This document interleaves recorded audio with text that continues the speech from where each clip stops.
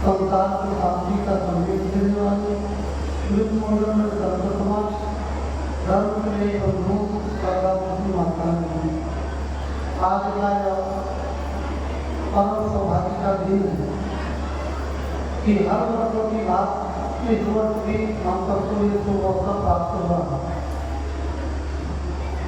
सतगुरु कबीर प्राकट दिवस के उपलक्ष्य में हम लोग सतगुरु कबीर की ज्ञान आश्रय बढ़िया ये पवित्र भूमि पर हम आपके एकत्रित हुए हैं। खूब आप सबको आभार है, धन्यवाद है कि आप लोगों ने अपना अमूल्य समय निकाल करके आप लोगों ने इस कार्यक्रम की शोभा बनाई। इसके लिए आप सबको हृदय से खूब खूब धन्यवाद आभार।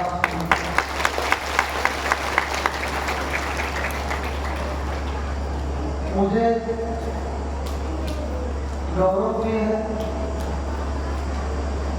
मुझे मान भी है कि आप लोगों ने बड़े धैर्य पूर्वक कल से ही संत महापुरुषों के मार्गदर्शन को आप लोग समझ कर रहे हैं।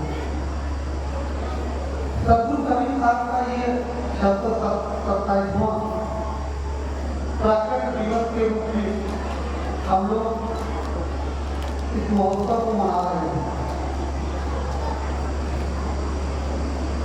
अभी हमारे संतजनों ने, हमारे भक्तजनों ने, हमारे संचालक साहब ने एक बड़ी मार्मिक बात कही।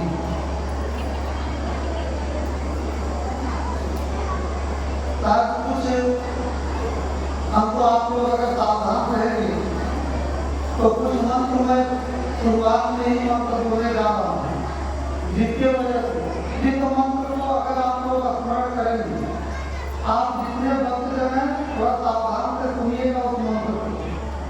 वो मंत्र जो है कि आपके जीवन का कल्याण भी करेगा, आपके बच्चों की नौकरी, रुपया, धन, लक्ष्मी आपके घर में सब लोग आएंगे। अभी धीरे धीरे देखिए आवाज कम भी होगा। धन दौलत की बात की चर्चा हो तो आवाज धीरे धीरे कम होता रहेगा, लेकिन हमारी माताओं बहनों की तरफ से आवाज ज्यादा है। वैसे भी कोई आश्चर्य की बात भी नहीं, क्योंकि माताओं बहनों का जब झगड़ा चलता इसलिए ताकि इनके तरफ से आवाज का परसेंटेज ज्यादा है। हमारे बगल के लोग बड़े साइलेंट हैं, तो आप लोग बड़े धैर्यपूर्वक और संस्थापूर्वक हम कुछ अपने बच्चों को रखेंगे, उसे श्रवण करेंगे। आप लोग घर में तो रिश्तेदार नातेदार हर जगह आप लोग तो बात को करते हैं, कम से कम सत्संग में आप लोग सावधानपूर्वक सतर्कता से संत महापुरुषों के वचन को सुनना चाहिए। एक बार इस आयोजन के सुंदर आयोजन के लिए आप लोग एक बार सब लोग जो सोए हुए हैं जाग जाए, एक बार आप लोग धन्यवाद ज्ञापित करेंगे ताली बजाकर सभी लोग।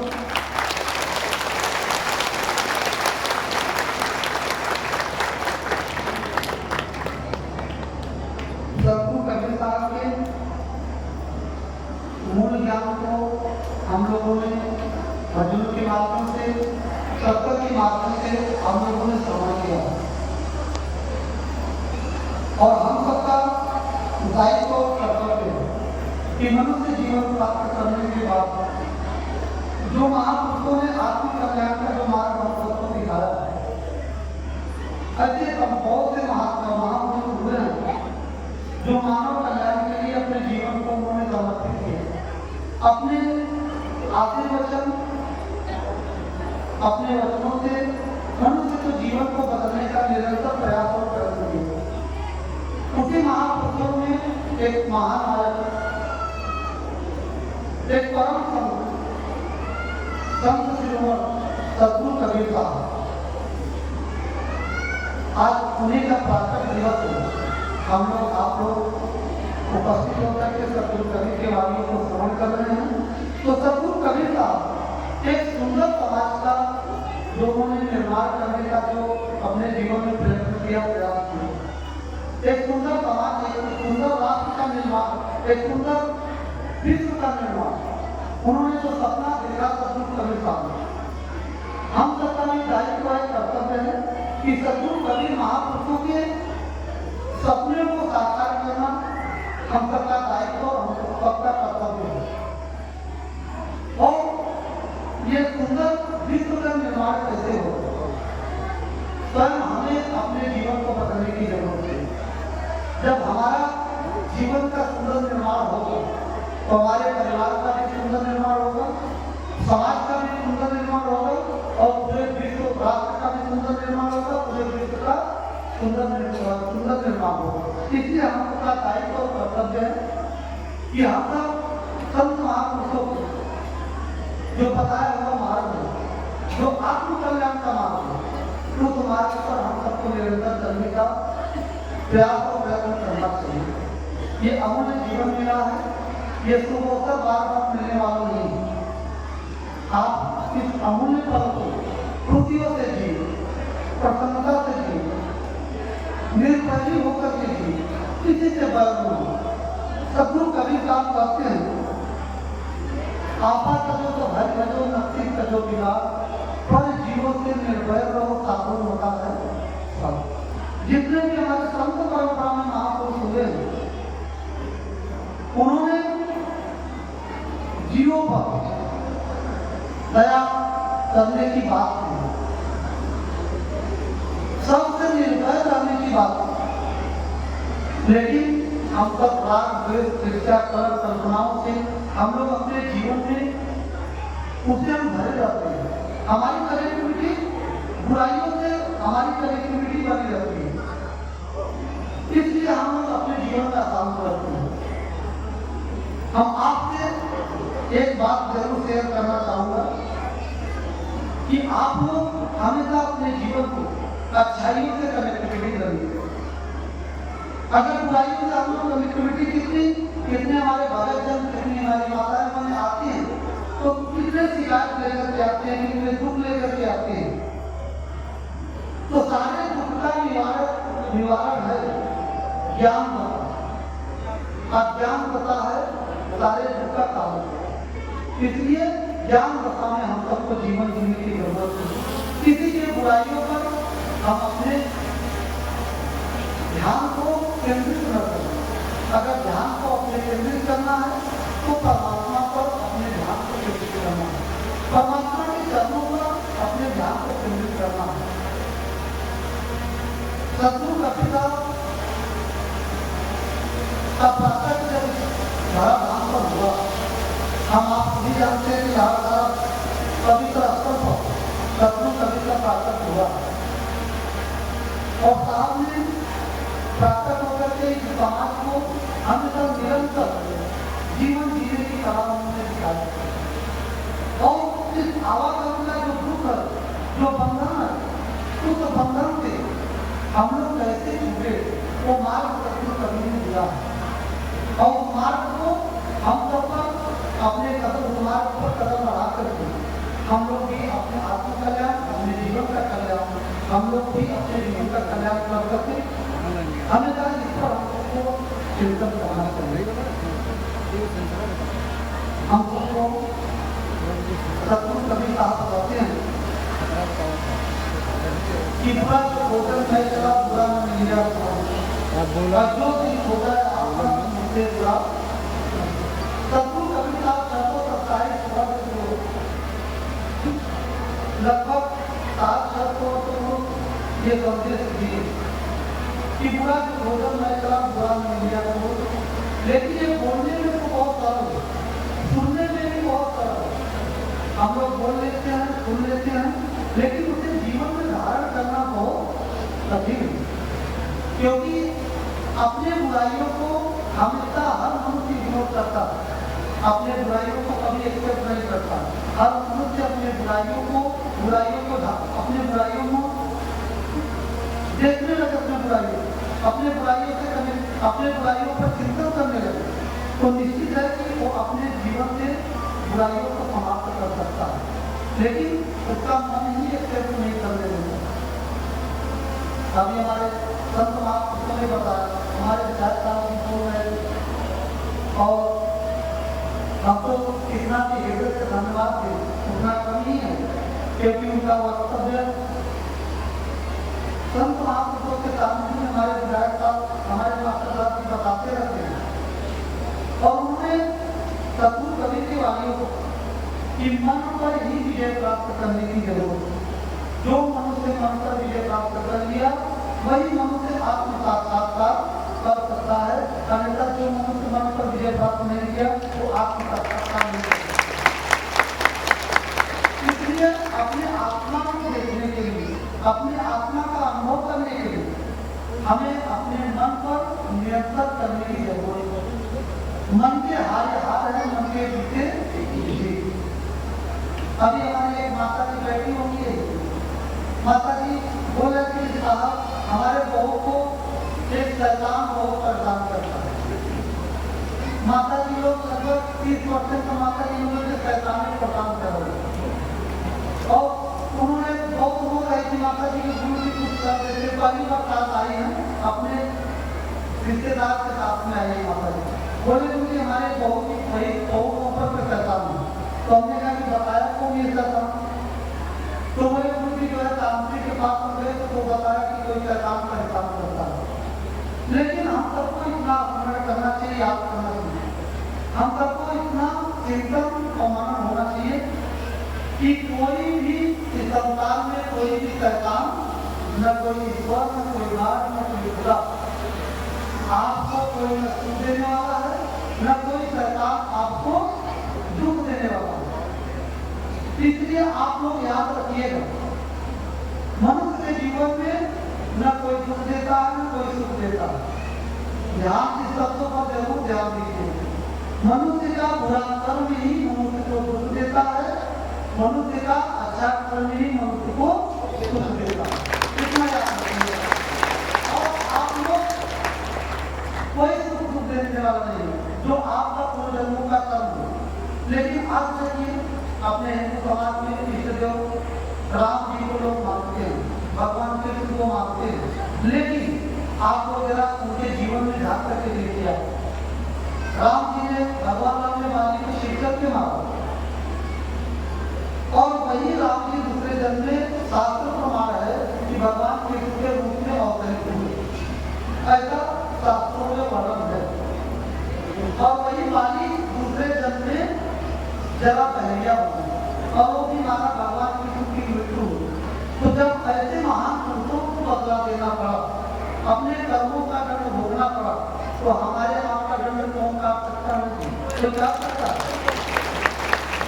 इसलिए सदगुरु कबीर कहते हैं कि कर्म कभी टाले नहीं करे।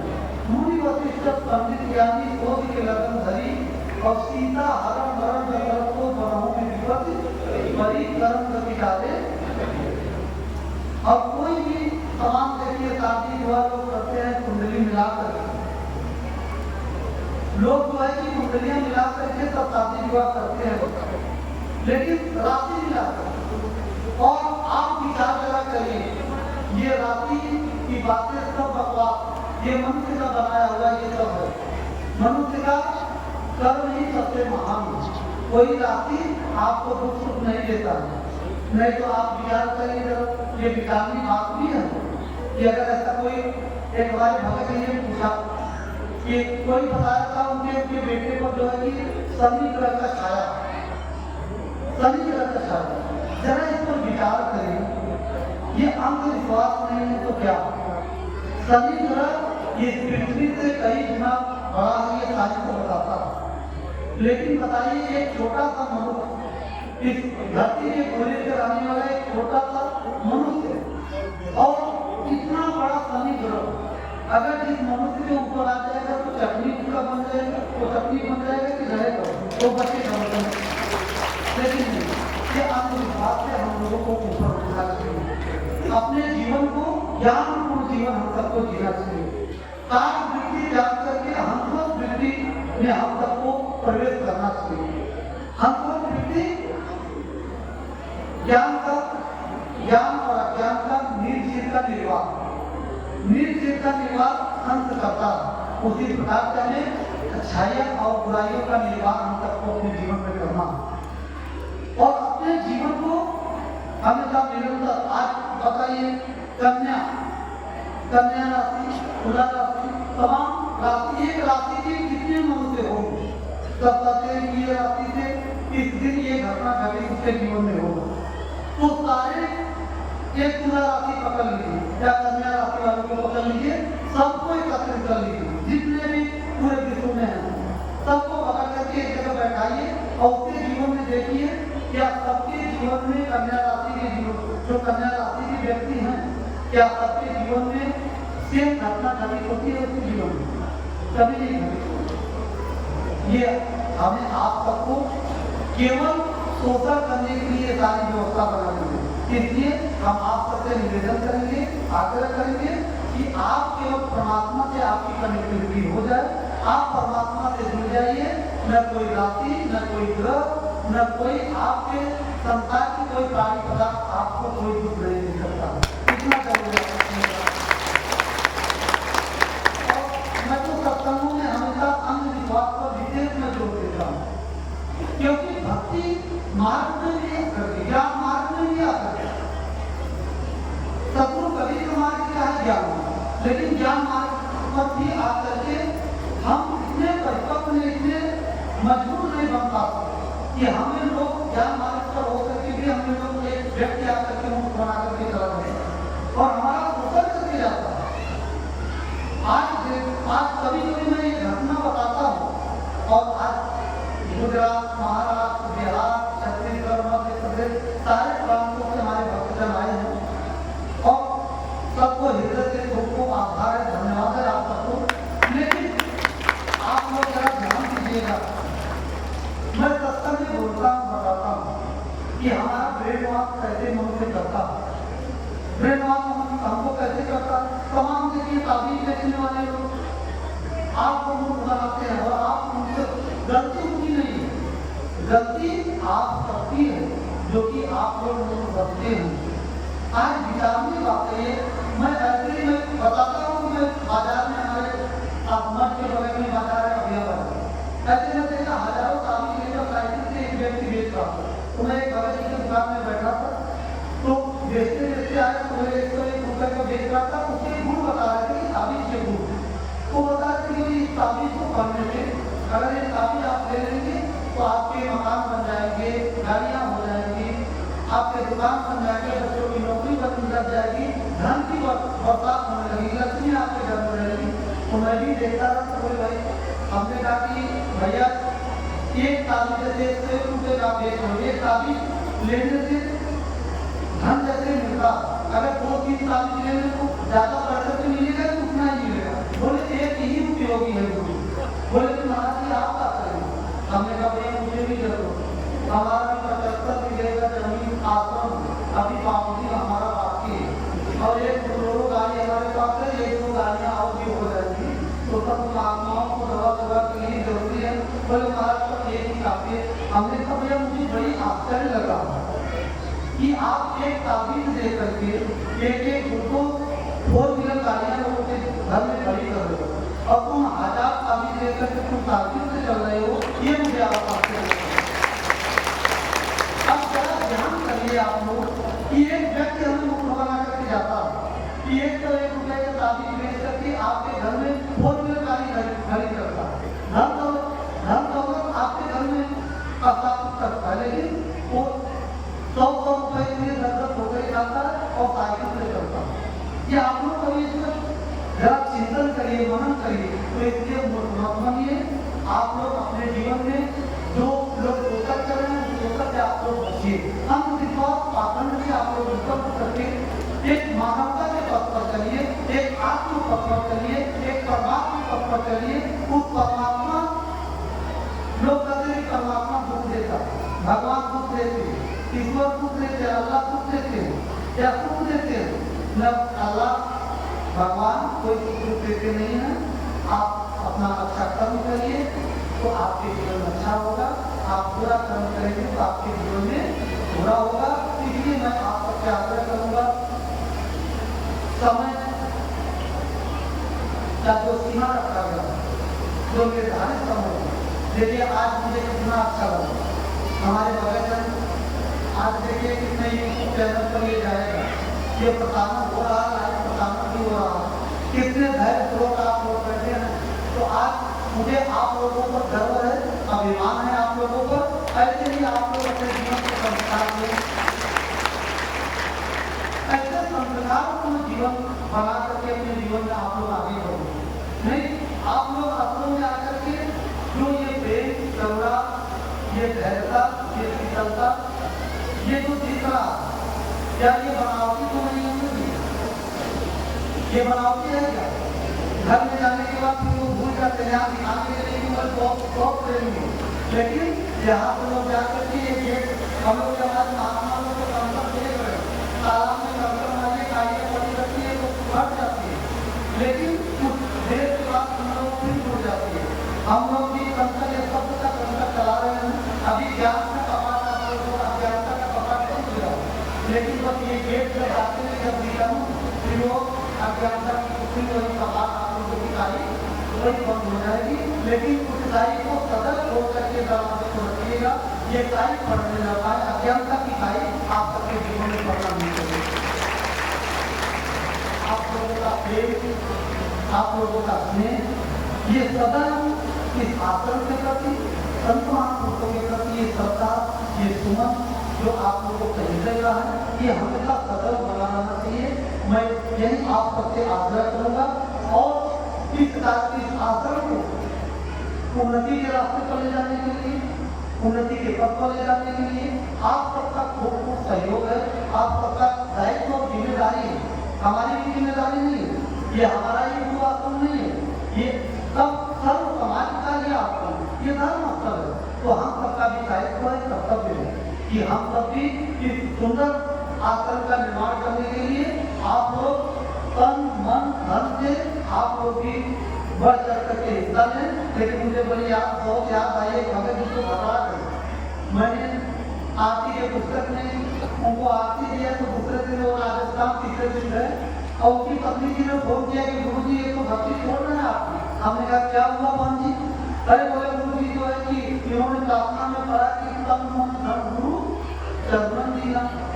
तो फिर उन्होंने जब प्रार्थना पढ़ा जब राजस्थान में पहुंच करके तब उन्होंने कहा कि भाई मुझे ये भक्ति नहीं करना, हमें बच्चों को डॉक्टर बनाना है। अगर हम धर्म गुरु के चरणों में दे देंगे तो हम अपने बच्चों को डॉक्टर कैसे बनाएंगे? अगर मन गुरु के चरणों में दे देंगे तो फिर हम कैसे कार्य कर पाएंगे, नौकरी कर पाएंगे? हम अपना शरीर गुरु के चरणों में दे देंगे तो फिर हम नौकरी कैसे करेंगे, बच्चों की सेवा करेंगे, कैसे करेंगे? कि कौन सा तन मन धन देना है। जो आपके जीवन में जो शरीर का अहंकार है, ये तन का अहंकार है, जो मन का अहंकार है, जो धन का अहंकार है, इसे गुरु के चरणों में समर्पित करने की जरूरत है। और अभी एक माता जी, मैं तो सत्संग में बोलता हूँ, वो माता जी आज आई। एक माता जी बड़ी खुशी लेकर अपनी बेटी की आई है, और मैं बहुत समझाया था कि बहू की आई है। एक माता जी आज लगभग 2 महीने पहले कार्यक्रम में आई थी अपनी बेटी के साथ में, बड़ी बहुत पसंद थी माता जी और बहुत खुशी थी। हमने कहा माता जी बहुत पसंद है। बोले गुरु जी ये जीवन में दुख है। हमने कहा क्या माता जी क्या दुख है? बोले बहुत खुशी है, उनके दामाद भी आए, उनके बेटी भी। और उन्होंने कहा कि देखिए गुरु जी हमारे बहुत प्रसन्न मैं हूँ कि जो है कि मेरी बेटी की ये मेरे दामाद मेरी बेटी का बहुत ख्याल रखते हैं, बहुत प्रेम रखते हैं, मेरी बेटी का बहुत सम्मान करते हैं। गुरु जी ये इससे बढ़कर के खुशी मेरे जीवन में कुछ भी नहीं है। हमने कहा बहुत धन्यवाद है माता जी कि आपके दामाद आपकी बेटी का रिस्पेक्ट करते हैं, सम्मान करते हैं, आदर करते हैं। बोले हमने कहा दुख क्या है माता जी? बोले गुरु जी हमें प्रसन्नता है कि हमारा दामाद बहुत अच्छा मिला, कि मेरी बात मेरे बेटी की बात सुनता है, जो भी मेरी बेटी करती है उनको इग्नोर शब्दों को नहीं करता। लेकिन मेरा एक ही दुख है गुरु जी कि जो है कि मेरा बेटा जो है मेरी बहू की बात सुनता है, ये हमें दुख है।